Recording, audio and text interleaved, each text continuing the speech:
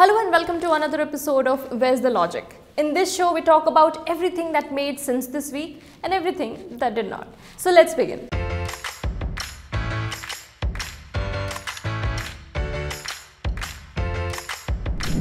Amid an ongoing standoff with social media giant Twitter, India has launched its own microblogging app, Koo.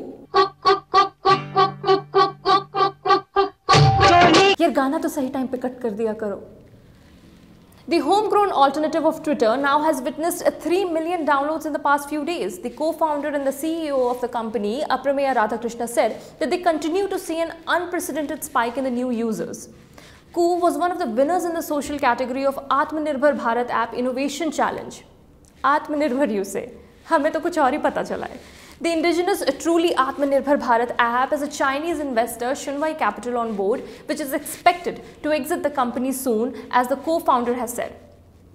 So basically China से खिलौने लो, Covid लो, अब आत्मनिर्भर का title भी हम China से ही ले रहे हैं.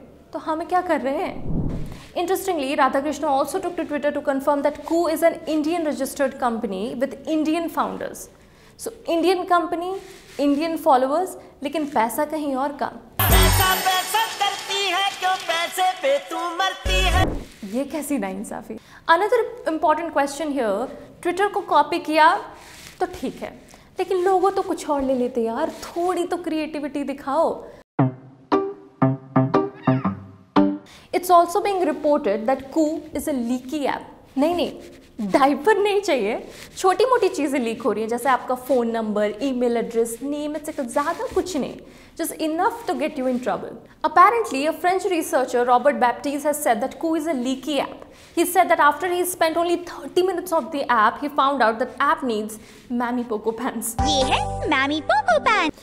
Koo has also come at a time when Twitter is involved in a kerfuffle with the government. तो इस बार सरकार ने निकाला है ब्रह्मास्त्र, which looks like a bird. चिड़िया क्यों? I mean, bird क्यों? We could have come up with anything. Maybe trumpet. You know, we could have called it Trump.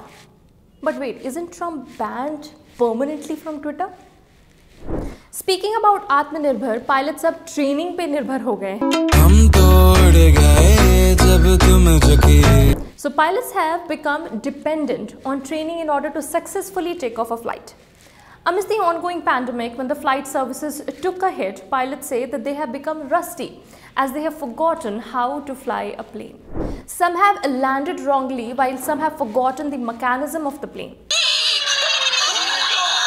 So there is a very good chance that if you board your next flight, you might land in heaven instead of your desired location. Well, some of you might go to hell because, you know. But don't blame the pilots. 11% of class 4 students in India have also forgotten how to read the clock. Some in UK have forgotten how to use fork and knife during the pandemic. Well, ये lockdown था या apocalypse? जो खाना पीना भूल गए हैं लोग, बच्चे हैं या मोगली? जंगल बात चली है, पता चला है. अरे चड्डी पहन के फूल खिला है, फूल खिला है.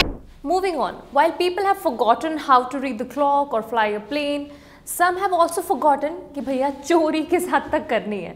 Apparently, some climbers have been banned from attempting to climb Mount Everest or any other mountain in Nepal for 10 years after an investigation revealed they faked the images used to acquire the certification from the Nepalese government. भाई वैसे सबका work from home चल रहा है, लेकिन सारे profession के लिए इट्स नॉट पॉसिबल. लेकिन खर्चा चलाने के लिए कुछ तो करना ही पड़ेगा. Narendra Singh Yadav and Seema Rani Goswami had submitted photos of their supposed climb to Nepalese government, who certified the climb, though at the time local Sherpas apparently questioned it. The duo claims that they were part of a 15-person group that ascended the Mount Everest in 2016. Now, several years later, as part of an effort to root out false claims of climbing success, a Nepalese tourism officer called into question the images submitted by the duo. जो भी है, इन climbers की Photoshop skills Gorakhpur police department से तो better ही है. तभी तो इतने टाइम लगे, इतने साल लगे पता लगाने में कि ये रियल था या fake. Now, from mountains, let's go straight to the sea. नहीं, गोवा नहीं जा रहे, माँ बाप अलाउ नहीं करेंगे. The Supreme Court has stayed the dismantling of decommissioned aircraft carrier INS Virat However, a shipbreaker who had purchased it and now finds it impossible to assemble the carrier. तो मतलब इन्होंने पहले तोड़ा, फिर जोड़ा, फिर सोचा, फिर कहा कि ये तो हो ही नहीं सकता। बस हिसाब कर रहा था कि जब मैंने जोड़ा, घटाया, गुणाकार किया और उसके बाद जब भागाकार किया तब एक ही जवाब मिला और वो अब शायद वो सही भी। मतलब इतनी मैथ्स हमारी IITians भी नहीं करते जितना ही हमारी सरकार कर रही है, क्योंकि more than 40% of the aircraft carrier has been dismantled, said the chairman of Shriram Group, a Gujarat-based shipbreaker that purchased the ship in July last year for rupees 38.54 crore. The firm started the dismantling at its shipbreaking yard in December 2020 and now finds it impossible to reassemble the parts that have been removed, क्योंकि हर जोड़ फेविकोल की जोड़ नहीं होती।